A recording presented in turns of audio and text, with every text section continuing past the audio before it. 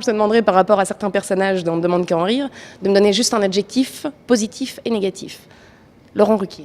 Ah, putain, un positif, un négatif, c'est horrible. C'est quelqu'un qui est très généreux, qui est très fort, c'est quand même celui qui a changé ma vie pour moi, vraiment. C'est grâce à lui qu'il y a un an, tu faisais 40 personnes et maintenant 400. Exactement. Et là, on fait des salles de 1500 places, 1600 places en province, etc. C'est incroyable. Donc maintenant, c'est quelqu'un qui est très dur aussi. En tout cas, avec moi, c'est quelqu'un qui ne... Voilà, il est très droit avec moi, il est très dur et il me remet... Voilà, il me laisse pas beaucoup de... Il me cadre. Si je dérape un tout petit peu, il est vraiment là tout de suite et puis bam. Non, des fois, c'est un peu dur. Bon, Arnaud de sa mère, je pense. Arnaud, je dis souvent que c'est mon meilleur ami de théâtre, en fait.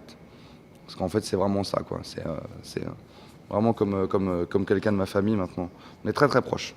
Et vous êtes trouvés grâce à On ne demande qu'à en rire ou... Ouais. En fait, non. Enfin, on se connaissait de vue avant. Il était venu voir mon spectacle, mon ancien spectacle. Moi, j'étais pas allé voir le sien, parce que ça m'intéressait pas. Et voilà. Et en fait, on est devenus très, très potes. Et quelles sont les personnes qui t'ont mis des claques avant que Laurent Ruquier te donne ta chance? En fait, si vous voulez, il y a plein d'humoristes qui gagnent leur vie en faisant des petits cafés-théâtres en province, par exemple. Et les petits cafés-théâtres en province, tu les convaincs uniquement en faisant des festivals d'humour.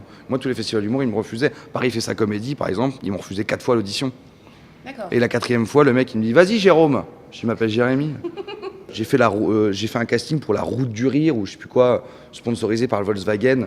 Alors, je suis donc sur les votes publics, Internet, je suis dans les meilleurs, donc on me reçoit aux auditions. Et là, il y a un mec qui vend des bagnoles qui me dit qu'il faut que je travaille la finesse de mon texte ou je sais pas quoi. Je viens pas t'expliquer comment tu vends des golfs, toi.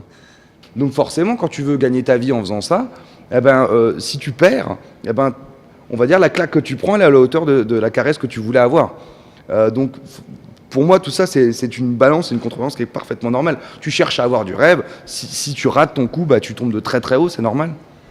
Mais par contre, si ça marche, c'est génial, alors c'est un risque à prendre.